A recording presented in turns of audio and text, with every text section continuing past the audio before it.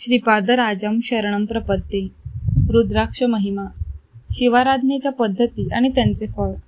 धर्मगुप्तांना मी प्रश्न केला, महाराज, शिवाराधना कशी करावी? त्यातील विविध पद्धतींचा बोध करून माझ्यावर अनुग्रह करावा. श्री धर्मगुप्त म्हणाले, ओम नमः शिवाय. या शिवपंचाक्षरी मंत्राचे जपानुष्ठान करून शिवाची आराधना करावी ही पहिली पद्धत. महान्यासाचे विधान ही दुसरी पद्धत आणि रुद्राभिषेकाचे शिवार्चन करणे ही तिसरी पद्धत. पंचाक्षर मंत्रातील 5 अक्षरे ही पंचमहाभूतांची प्रतीका आहेत. जीव हा पशुप्रमाणे ममता, मोह आदींच्या बंधनात फसल्यामुळे त्याला पशु म्हटले गेले आहे. पशुबंधनाचे विमोचन करणाराच पशुपतीनाथ आहे. शिवपंचाक्षरी मंत्राचे शास्त्रात पंचकोनी नक्षत्रासारखे वर्णन आढळते. या पंचकोनी मंत्रात मोक्ष प्रदान करणारे मंत्र पहिल्या वर्गाचे भोगभाग्यादी देणारे दुसऱ्या वर्गात समाविष्ट होतात. पंचोपचारात भूतत्वाचे चंदन, जलतत्वाचे नारळाचे पाणी, अग्नितत्वाचे दीपाराधन, वायुतत्वाचे सुगंधित धूप आणि आकाशतत्वाचे घंटानाद असे उपचार येतात. पंचाक्षरातील 5 अक्षरे त्यांच्या त्यांच्या तत्वानुसार साधना करणाऱ्या साधकांना 5 रंगाने तत्वांचे दर्शन घडवितात. 1. पांढरा शुभ्र मोत्यासारखा पांढरा पादरस किंवा चांदीसारखा चकाचकीत प्रकाश. 2. प्रवाळासारखी अरुण कांती. 3. पिवळ्या हळदीसारखी सोनेरी कांती. 4. निळ्या वर्णात निळ्या आकाशासारखी विश्वव्यापी कांती. 5. शुद्ध धवल कांती. भूमध्यात 5 रंगांची ज्योत प्रकाशित होणे याला ऋषीश्वरांनी संधोपासन असे नाव दिले आहे. यंत्र, पंचतत्व साधना, योग साधना, आत्मसमर्पण हे सर्व प्रधान असे साधनांचे आहेत. या पद्धतीने देहात्मबुद्धीचा नाश होतो. जीवांचा देह देवालयात आणि त्यात विराजमान असलेल्या आत्मात शिवात्मा असे तादम्य साधून मोक्षप्राप्ती होते. ही स्थिती प्राप्त होण्यासाठी पंचाक्षरी जप, महान्यास पूर्वक शिवाराधना, रुद्राभिषेक हे सहकारी आणि कल्याणप्रद ठरतात. विष्णू सहस्रनाम स्तोत्र श्री विष्णूंना अत्यंत प्रिय आहे. गणेशाला मोदक अतिप्रिय आहेत. सूर्याला सूर्यनमस्कार प्रिय, चंद्राला अर्धप्रिय, अग्नीला हवन प्रिय, त्याचप्रमाणे शिवाला अभिषेक प्रिय आहे. अभिषेकामुळे शिव संतुष्ट होतात. ब्रह्मकल्पातील प्रलयाच्या वेळी भविष्यातील सृष्टीसाठी सकल जातीचे बीज म्हणजे समस्त जीवराशी, वृक्ष, औषधी वनस्पती यांचे बीज एका पूर्ण कुंभात भरले. त्यात अमृत सर्व नद्यांचे जल, समुद्राचे जल घालून गायत्री मंत्राद्वारे आपल्या प्राणशक्तीचे त्यात आवाहन केले. या कुंभालाच पूर्ण कुंभ असे म्हणतात. या कुंभातील अमृताचे सिंचन महर्षींनी निरंतर पृथ्वीवर केले. या कलशातील जलाचा अमृताचा अभिषेक प्रामुख्याने कैलास पर्वतावर झाला. या कारणाने हे अमृतस्थान या नावाने प्रसिद्ध झाले. श्रावण पौर्णिमेच्या दिवशी अमरनाथ गुहेत बर्फाचे शिवलिंग तयार होते. या दैवी शिवलिंगाचे दर्शन घेतल्यास समस्त पापापासून निवृत्ती होते. वशिष्ठ आणि अगस्त्य मुनींचा जन्म. जेव्हा पूर्ण कुंभास उलटे केले तेव्हा त्यातून 2 महामुनी अवतरित झाले. यापैकी पहिले वशिष्ठ मुनी आपल्या शुभ्र तेजाने तळपत होते. दुसरे अगस्त्य मुनी नीलवर्णाचे असून त्यांची कांती अत्यंत तेजोमय होती. ते मित्र वरुणांच्या अंशरूपाने जन्मले. पूर्ण कुंभातील अमृतीकरण केलेल्या जलाने 11 वेळा एकादश रुद्राभिषेक केल्यास एकादशीचे पुण्यफळ 11 रुद्ररूप होते हे शिवाकडून प्राप्त होते. 11 रुद्राचा आणि वैष्णव संप्रदायातील एकादशी व्रताचा असा अगदी जवळचा संबंध आहे. यामुळे शिव आणि केशव हे अभिन्न स्वरूपच आहेत. नमकाने रुद्राभिषेक केल्यास अकाल मृत्यू दोषाचे हरण होते. सोमग्रहाची अधिष्ठान देवता चंद्र आहे. चंद्र पुनरुज्जीवनासाठी मूलसाधन शक्तींचा वर्षाव करतो. या चंद्रकलेचे स्थान योगी पुरुषांच्या भूमध्यात भुवयांच्या थोडेवर सहस्राराच्या समोर चमकत असते. ईश्वराच्या विविध रूपांचे वर्णन. या कारणाने शिवाच्या शिरावर चंद्रकला आहे असे सांगितले जाते. गुर्जर देशात असलेल्या सोमनाथाचा मंदिरात चंद्रकला शिला वापरूनच शिवलिंगाच्या मस्तकावरील पांढरी चंद्रकोर केली आहे.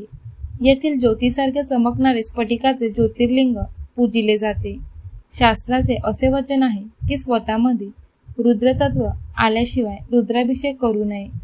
महान्यासमान्य काळ म्हणजे स्वस्वरूपाचा संहार करणे. यासाठी अभिषेक करणाऱ्यांनी कलात्मक होऊन यज्ञस्वरूप शरीरात न्यास करून रुद्राभिषेक करावा. बोधायन महर्षींच्या महान्यास रुद्राभिषेक विधानात शिवाचे वर्णन तत्पुरुष, अघोर, सद्योजात, वामदेव, ईशान्य असे केले होते. तत्पुरुष मूर्ती पलयाग्नीसारखी विद्युत रंगाची असते. अघोर मूर्ती मेघवर्ण असते. सद्योजात मूर्ती चंद्राच्या कांतीसम धवल असते. वामदेव मूर्ती गौरवर्णाची असते. ईशान मूर्ती ही तेजोमय असून आकाशवर्णाची असते. रुद्र सहस्रादी संख्येत असतात. रुद्राचे गण या नावाने संबोधल्या जाणाऱ्या देवता एका गणात 30,000 याप्रमाणे एकादश सहस्र गणात 33 कोटी रुद्राचे गण असतात. हेच गण भूमी, आकाश, अंतरिक्ष, जल, वायू, शरीर, प्राण आणि मन यांना व्यापून असतात असे वेदामध्ये प्रतिपादित केले आहे.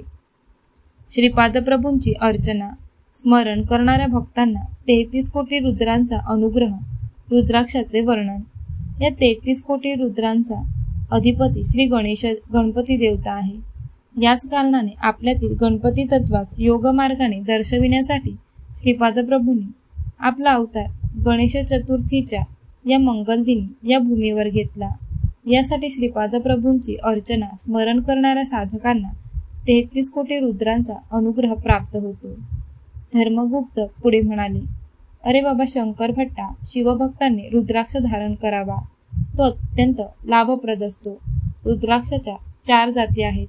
त्याप्रमाणे पहिली ब्रह्मजात, दुसरी क्षत्रिय जात, तिसरी वैश्य जात, चौथी शूद्र जात. ब्रह्मजातीचे रुद्राक्ष पांढऱ्या रंगाचे असतात.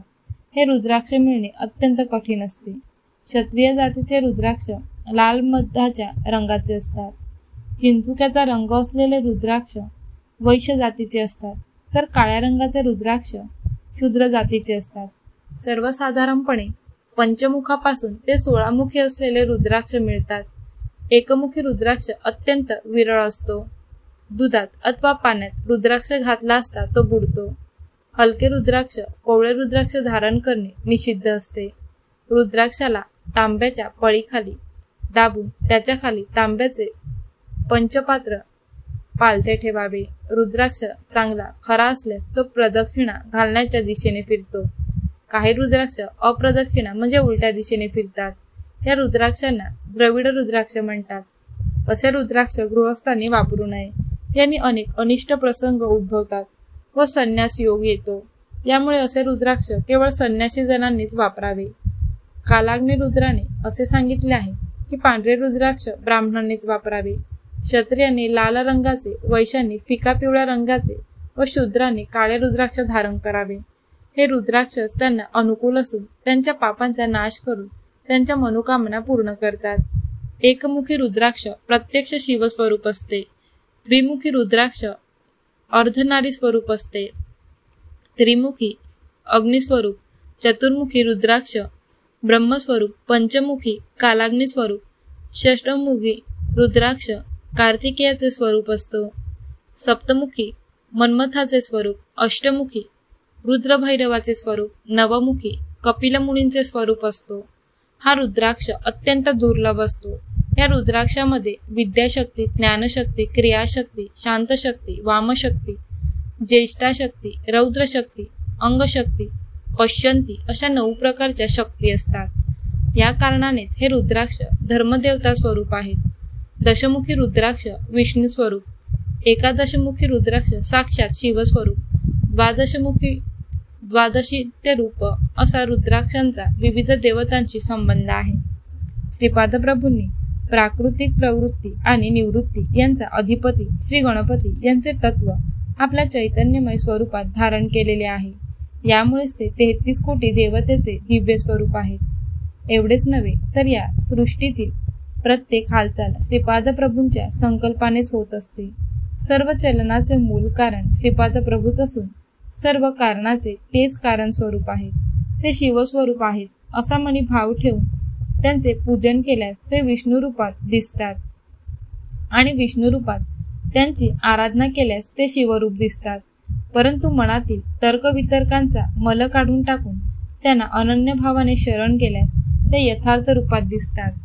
श्री धर्मगुप्त पुढे म्हणाले, अरे शंकर भट्टा, मी सुद्धा तुझ्याबरोबर कुरुगट्टीस येऊन श्रीपादप्रभूंचे दर्शन घेऊन माझा जन्म कृतार्थ करून घेईन.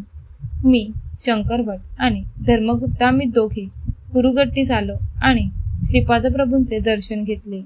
त्यांनी डोळे उघडून आमच्याकडे पाहिले आणि थट्टेने म्हणाले, काय उत्तम चर्चा चालली होती. श्रीपाद हे शिवरूप आहेत. मीच श्रीपाद आहे का? तसे नसेल तर श्रीपादच मी म्हणून आलो काय? मी कोण आहे? धर्मगुप्ता, थोडे विवरण करून सांग ना. यावर धर्मगुप्त म्हणाले, मी पिठिकापुरामहून येत असताना श्री व्यंकटप्पय्या श्रेष्ठी यांनी मला सांगितले होते की श्रीपादप्रभू बरोबर कोणताही तर्कवितर्क करू नकोस, केवळ त्यांना संपूर्णपणे शरण जा. याप्रमाणे मी आपणास अनन्य भावाने शरण आलो आहे. आपल्या कोणत्याही प्रश्नास मी मौन धारण करीन. वेद सुद्धा श्रीपादप्रभूंचे यथार्थ वर्णन करू न शकल्याने ते मौन झाले, तर धर्मगुप्तासारख्या सामान्य साधकाची काय परिस्थिती? धर्मगुप्ताचे वरील कथन ऐकून श्रीपादप्रभू अत्यंत प्रसन्न झाले. त्यांनी दोघांना चरणस्पर्श करण्याची संमती दिली. आम्ही अति आनंदाने प्रभूंच्या चरणांना स्पर्श केला आणि काय आश्चर्य, आम्ही दोघे ध्यानावस्थेत गेलो. या अवस्थेत किती वेळ गेलो याचे भानच नव्हते. जेव्हा ध्यानावस्था उतरली त्यावेळी सायं संध्याची वेळ होत आली होती. श्रीपादप्रभूंनी आम्हास कृष्णा नदीचे पात्र ओलांडून पहिल्या तीरावर जाण्यास सांगितले. त्याप्रमाणे आम्ही दोघे श्रीपादप्रभूंच्या दिव्य लीलांचे स्मरण करीत करीत कृष्णेच्या पहिल्या तीरावर गेलो. पहिल्या तीरावरील नदीच्या मऊ मऊ वाळूत आम्ही पहुडलो आणि केव्हा निद्रा देवीच्या कुशीत गेलो ते कळालेच नाही. प्रातःकाळी जाग आली ती अत्यंत मधुर कंठारवाने म्हणलेल्या योगीजनांच्या श्रीपाद श्री वल्लभ दिगंबरा या नामस्मरणाने. श्रीपाद श्री वल्लभांचा जय जयकार असो.